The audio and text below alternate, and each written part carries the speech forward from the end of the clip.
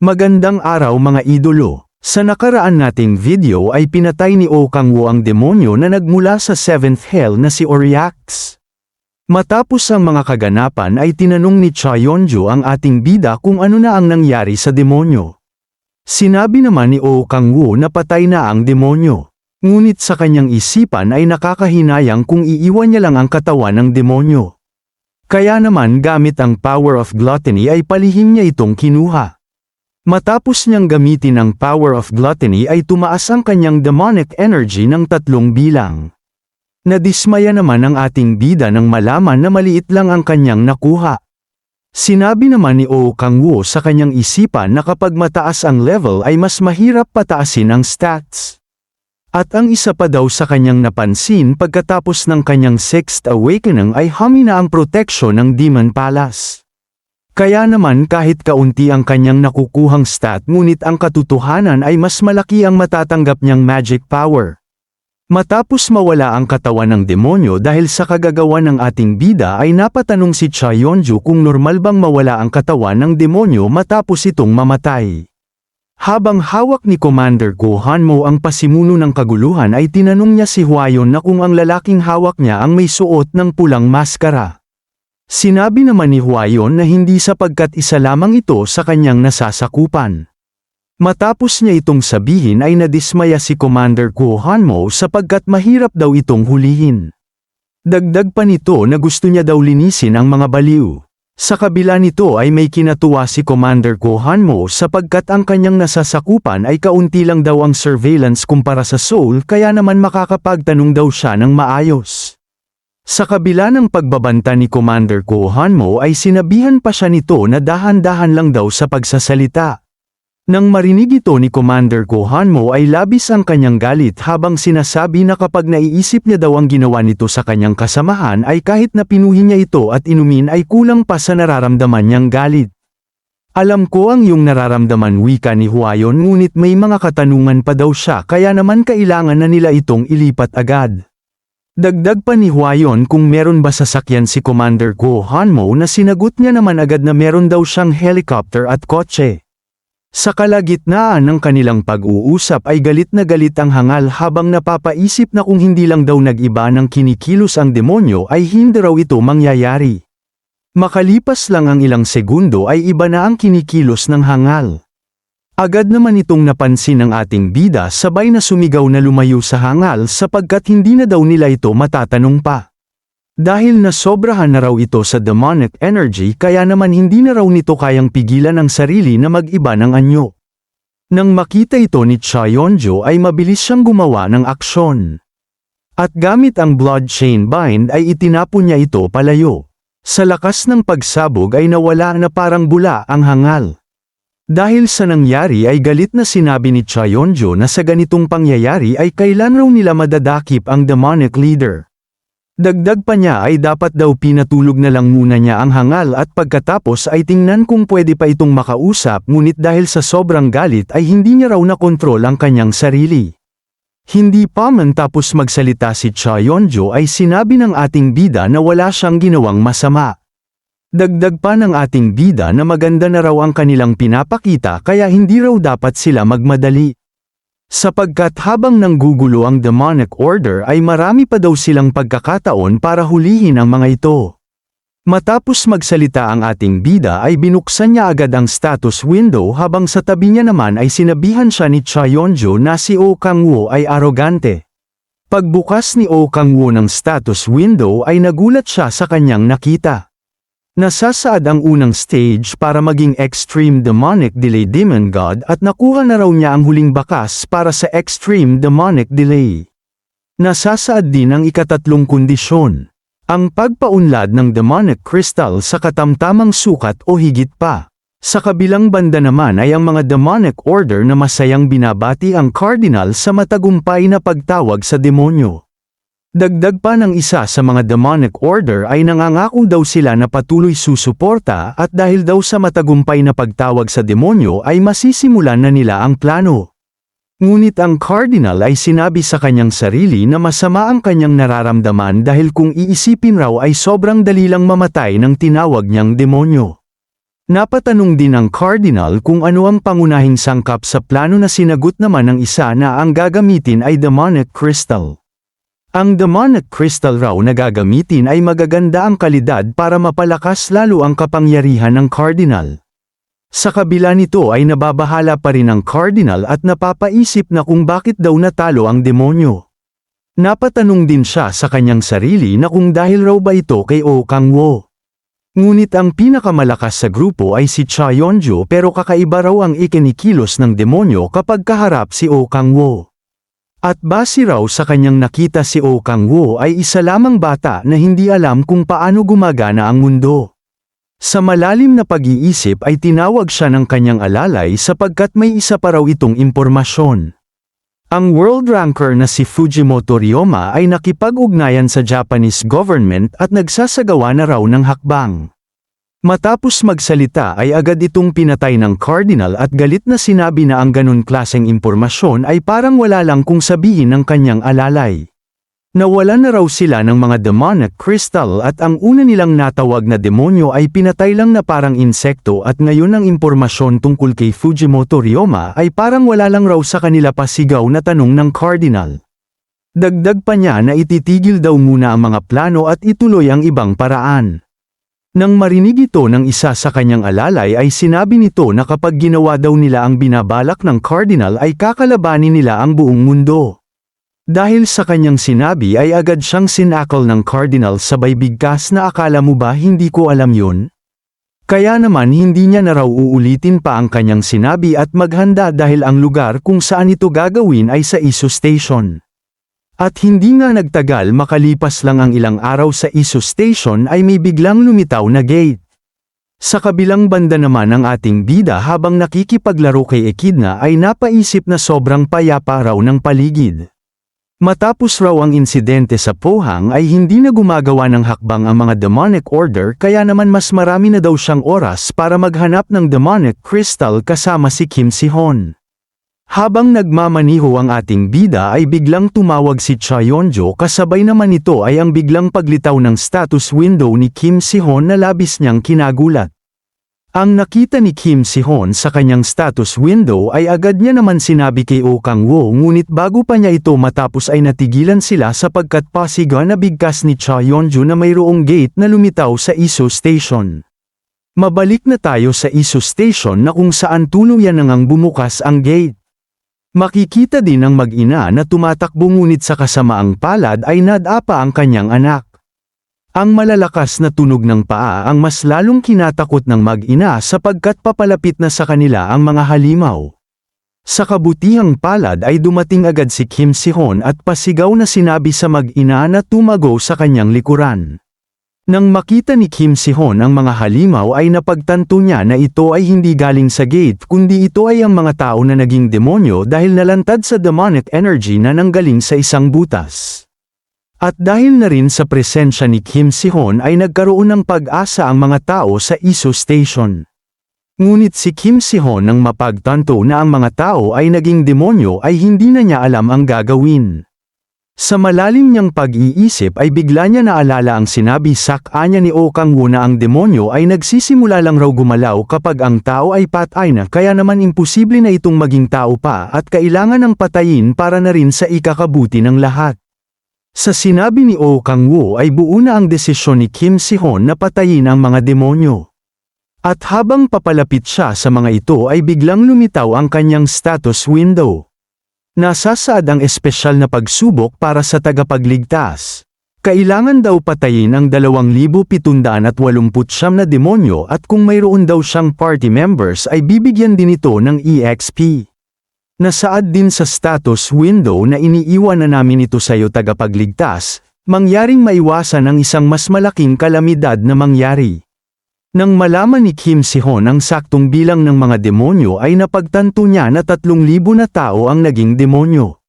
Mabuti na lang daw at hindi ito malakas at kung ihahalin tulad ay kaparehas lang ito ng D-rank orcs. Kung ganun wika niya ay gagamitin niya ang Cloud Dragon Walk at sa isang iglap lang ay sabay-sabay namatay ang mga demonyo.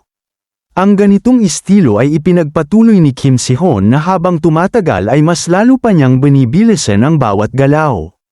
Sa mga sigaw ng tao na sumusuporta sa kanya ay nakakaramdam na ng pagod si Kim Si-hoon, kasabay din ito ay ang status window na nagsasaad na nakamit na niya ang body sword fusion, isa sa mga kondisyon para sa metamorphosis. Ngunit ang ginagawa ni Kim Si-hoon ay hindi raw gagana sapagkat sobrang dami ng mga demonyo at patuloy pa ang pagdami nito. Mula naman sa malayo ay nakarinig siya ng malakas na sigaw gamit ang kanyang pangalan. Si Tae-soo, Yoonbi, Han Sola at ang iba pa ay dumating para tumulong. Sa gulat ay napatanong si Kim Si-hoon kung bakit daw nakarating agad sila. Sinagot naman ito ni Han Sola na lumipad sila gamit si Echidna. Si Cha Yeonju naman ay agad na nagtanong kung nasan si Oh Kang-woo. Sagot naman ni Kim Si-hoon na patungo daw si Oh Kang-woo sa butas. Sa kabilang banda naman kung saan matatagpuan ang butas ay makikita si Baek Kang-hyun. Napansin ni Baek Kang-hyun ang ating bida na papalapit sa kanya at agad na nagtanong kung pumunta daw ito dahil narinig ang balita. Dagdag pa nito na malubha daw ang mga naging pinsala at nakahinga daw siya ng maayos dahil nagkita ulit sila ni Oh Kang-woo, kaya naman sabay na raw nila patayin ang mga demonyo at kunin ang mga bangkay nito. Pero di pa man tapos magsalita si Baek Kang-hyun ay agad itong sinugod ng ating bida. Napigilan naman ito ni Baek Kang-hyun sabay na nagtanong kung kailan pa daw ito alam ni Oh Kang-woo. Bumalik naman tayo sa nakaraan ilang minuto lang bago sila magkaharap ni Baek Kang-hyun. Dito ay makikita natin si Oh Kang-woo at Kim Si-hoon. Pasigaw na sinabi ni Oh Kang-woo kay Kim Si-hoon na meron pa daw siyang importanteng gagawin, kaya naman pinayuhan na niya si Kim Si-hoon na umalis na din at asikasuhin ang dapat niyang gawin. Sinunod naman ito ni Kim Si-hoon at mabilis na umalis. Matapos ang kanilang pag-uusap ay tumungo ang ating bida sa isang mataas na lugar kung saan matatanaw niya ang lahat. Habang nasa taas ay napaisip siya na ang may kagagawa nito ay nasa paligid lang sapagkat maraming tao ang namamatay, kaya naman ang may kagagawa nito ay hindi papalampasin ang demonic energy na maaari nitong kunin mula sa mga tao. Gamit ang omniscient power ay kailangan niya daw itong hanapin. Sa patuloy niyang paghahanap ay napukaw ang kanyang pansin kay Cha Min-hyuk na nakikipaglaban sa mga demonyo. Namangha ang ating bida dahil kahit hindi nila ito tinawagan ay mabilis ito umaksyon. Dahil na rin sa kakaiba nitong ikinikilos na parang may pupuntahan ay napagdesisyonan ng ating bida na sundan ito. Si Cha Min-hyuk na walang kamalay-malay na sinusundan siya ng ating bida ay napaisip na kung ang impormasyon raw mula sa kanyang taga-subaybay na nilagay niya ay tama, malamang ang salarin ay nasa harap ng butas. Pagdating ni Cha Min-hyuk sa lokasyon ay labis siyang nabigla sa kanyang nasaksihan. Si Baek Kang-hyun gamit ang kanyang demonic energy ay walang awa kung pumatay. Ang mga kaganapan ay lihim paring pinagmamasdan ni Cha Min-hyuk habang galit na galit. Si Baek Kang-hyun matapos pumatay ay lumingon sa direksyon na kung saan nakatago si Cha Min-hyuk, sabay bigkas na simula raw na sinusundan siya ni Cha Min-hyuk ay napapaisip siya na kung alam ba raw talaga nito ang tunay niyang pagkatao. Nang marinig ito ni Cha Min-hyuk ay lubos siyang nabigla, subalit bago pa man makagawa ng hakbang ay hawak na siya sa leeg ni Baek Kang-hyun. Inamin din ito na kaya niya nalaman kung nasaan si Cha Min-hyuk ay dahil na rin sa natanggap niyang kapangyarihan mula sa demonyo. Dagdag pa niya na nalasing na raw si Cha Min-hyuk at nag-aastang bayani. Lasing? Tanong ni Cha Min-hyuk sabay na sinabi na magkatulad lang daw sila. Sapagkat nagagalit daw si Baek Kang-hyun dahil sa pagkatalo nito kay Fujimoto Ryoma at sa kadahilanang hindi raw kaya ni Baek Kang-hyun maging isang world ranker. Nang marinig ito ni Baek Kang-hyun ay hindi na niya napigilan ang kanyang galit at agad na inatake si Cha Min-hyuk. Matapos niya itong atakihin ay sinabi ni Baek Kang-hyun na dapat raw kinuha niya muna ang demonic energy nito bago patayin. At dito na nga natin masasaksihan ang paglalaban ng ating bida at Baek Kang-hyun. Sa tanong ni Baek Kang-hyun sa ating bida kung bakit nalaman nito na siya ang cardinal ay sinagot naman ito ng ating bida na sayang lang daw ang oras niya sa hangal na katulad ni Baek Kang-hyun. Sa sinabi ni Oh Kang-woo ay labis niya itong kinagalit, kaya naman tatapusin niya na raw ang ating bida. Si Oh Kang-woo naman ay naghanda at ginamit ang power of the Iron Axe. Ang bawat isa ay nagpakita ng angking bilis, ngunit sa pinagsamang skill na Power of the Iron Axe at Power of Frost ay nabuo ng ating bida ang skill na tinatawag na Leviathan. Sa lakas ng kapangyarihan na ginamit ng ating bida ay hindi pa man nakakalapit si Baek Kang Hyun ay ramdam na niya ang panganib.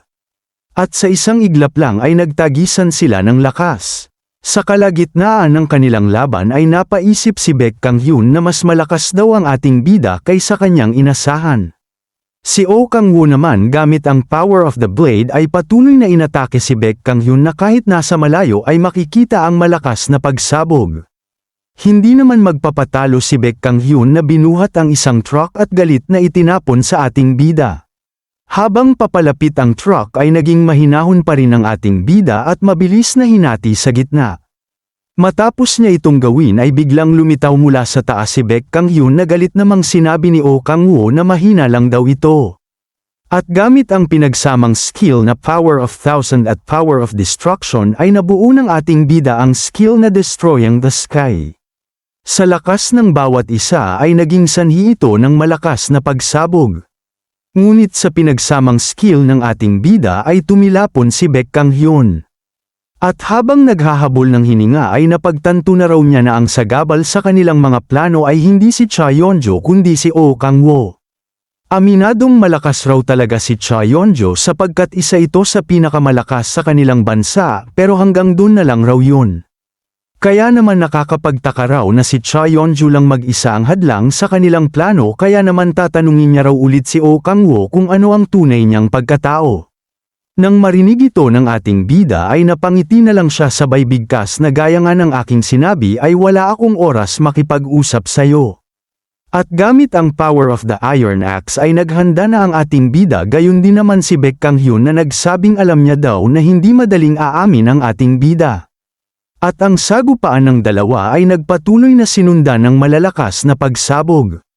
Sa patagisan ng bilis ay nakalalamang ang ating bida kaya naman nataman niya si Baek Kang Hyun. Sa natamo niyang sugat ay biglang sumagi sa kanyang isipan si Fujimoto Ryoma.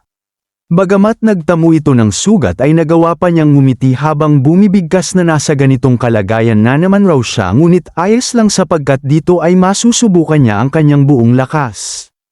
At sa harap ng butas ay itinaas niya ang kanyang kamay at sinabing nakaipon na raw siya ng sapat na crystal fragment.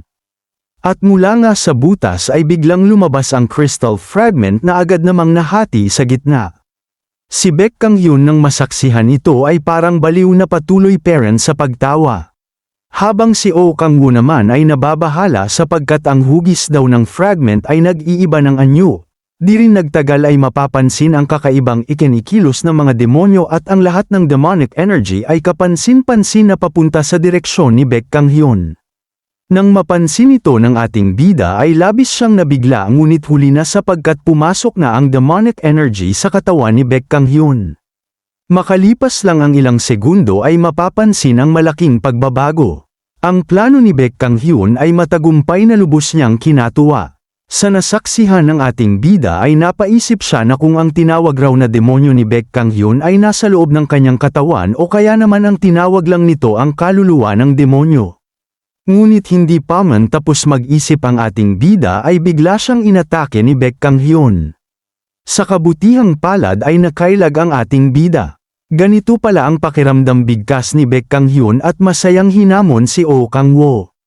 Napaisip naman ang ating bida na hindi niya daw inasahang magtatagumpay ito sa mga kabaliwan na bagay. Si Baek Kang Hyun ay mabilis na sinugod ang ating bida. Mabilis naman itong naiiwasan ni Oh Kang-woo. At gamit ang Power of Sky ay lumipad ang ating bida sabay bigkas na tatapusin niya raw ito sa 1 minuto. Mula sa taas ay ginamit niya ang pinagsamang skill na Kraken's Wrath at Power of Thousand. Sa pinagsamang skill ay tinamaan si Baek Kang Hyun sa mukha. Ngunit wala daw ito gaanong epekto. Kaya naman patuloy niya pa itong inatake. Subalit si Baek Kang Hyun ay nasisiyahan sapagkat meron pala itong binabalak. Gamit ang bilis ng kamay ay hinawakan niya si Oh Kang-woo. Ngunit ang labis na kinagulat ng ating bida ay nang hamina ang kanyang demonic energy. Nang magtagumpay ang plano ni Baek Kang Hyun ay tumawa ito ng malakas. Sinabi ni Baek Kang-hyun na alam niya raw na mangyayari ito sapagkat hinahabol siya ni Oh Kang-woo nang hindi nag-iisip. Dagdag pa ni Baek Kang-hyun na hindi raw alam ni Oh Kang-woo na ang kanyang nilagay na gauntlet sa braso ng ating bida ay galing sa kapangyarihan ng demonyo. Ito raw ay ang tinatawag na power of blocking. Nang marinig ito ni Oh Kang-woo ay pinagpawisan siya sapagkat ang ganitong kapangyarihan raw ay may kakayahang harangan ang kapangyarihan ng player.